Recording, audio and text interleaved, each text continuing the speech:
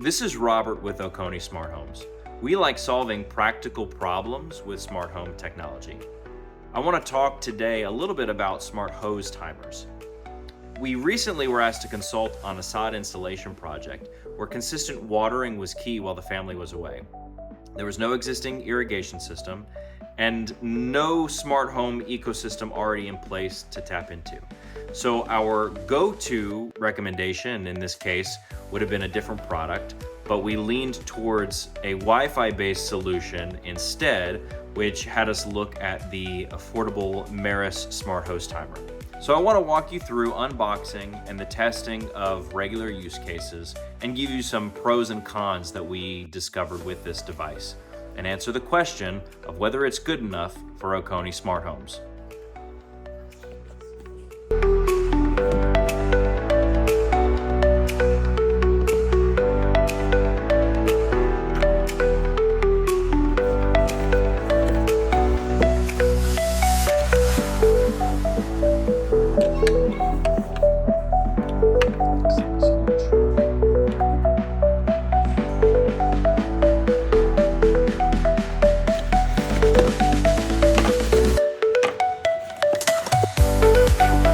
Right off the bat, here's the device.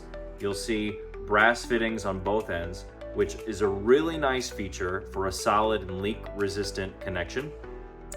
This is a Wi-Fi based device, and it does use a hub. To me, that's a neutral factor, but for many people, it is either a pro or a con. On the pro side, the hub reduces the number of devices that connect locally on the network. But on the con side, it's another device that you have to have in your network closet or on your rack, and those things add up. And so typically what we like to see are devices that don't rely on Wi-Fi, that don't require their own hubs, but can work together in a single ecosystem. Since this project was a one-off, we're less concerned with that, but you'll be happy to know that this does support HomeKit, Alexa, and Google Home, although it does not support Matter. So let's take a look at the product a little bit more closely. So we're looking at the Meross water valve, and I have side by side for it an old Eve Aqua. This is an old broken and previous generation Eve Aqua, but I've got it here to show the size comparison and a couple of differences. So first, this one's a lot bigger. I have concerns over this, if it's going to go on the spigot and if there's enough space between the ground for the hose to get attached and not kink right here. I think when we get this on outside, we may see what that looks like. But otherwise, I do like the brass fittings on both sides. Okay, move this out of the way. Getting the battery out, it looks like you should be able to put your fingers right under here and pull this thing straight out. But I struggled with this for a long time and still I'm not able to get it with this method. Unless it's the sword and the stone and I'm not King Arthur, we've got to try a different approach. So we get a flat tool, like a spudger or a dull knife. And let me see if I can get this on video here with two hands. But I just put this under the lip on this side and kind of pry it out, loosen it up, and then it pulls this way. Now notice it has 4 batteries, 2 on each side, okay? And it slides right back in there. And it's got a nice good seal since this is going to be outdoors and dealing with water. All right, so we've got the Meross hub paired now. The question is, how do we get this valve paired to the hub? I'll be back when I figure that out.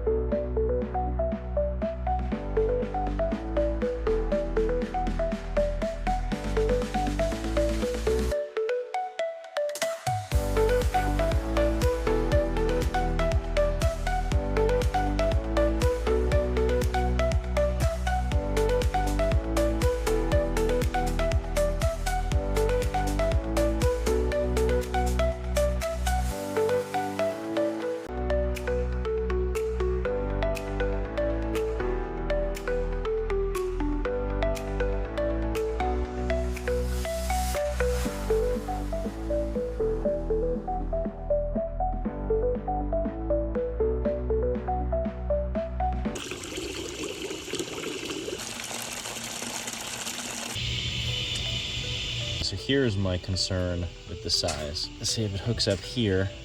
I don't have a ton of space for the hose to fit in without a kink, but we'll try it. All right, so here it is attached to the spigot. As you can see, I did have just enough room to get that hooked up. I would recommend attaching the hose first and then attach the timer to the spigot. But I'm gonna press the button, give it a manual test. You can hear the water coming out my hose the other end. So, this looks good, surprised. So, how does this device stack up? Actually, I think it's pretty good. Here are the pros and cons as I see them. Pros, number one, the brass fittings on both ends will have a solid leak-resistant connection, unlike other brands that use plastic fittings that wear down easily over time. Two, the Wi-Fi option is great when Thread or Zigbee isn't available. Some people say that this is a con, but for this particular project, it's just what we needed. Third, like most Meross products, it does have a wide range of ecosystem support, including Apple Home, Alexa, and Google Home. And fourth, it has great weather functionality for scheduling and rain skips to help avoid overwatering. Now for the cons.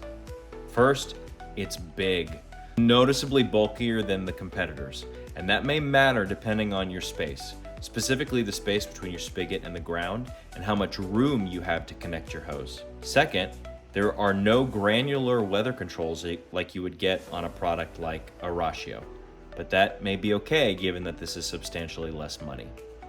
Third, there's no Matter support. We tested this device with the Meross Matter Hub and it wouldn't connect. And because of that, number four, it is cloud dependent. Unless you're using Apple Home, this device will use the cloud to connect to your ecosystems, though information like your schedules is stored locally on the device. And finally, neutral but noteworthy, it does require a hub.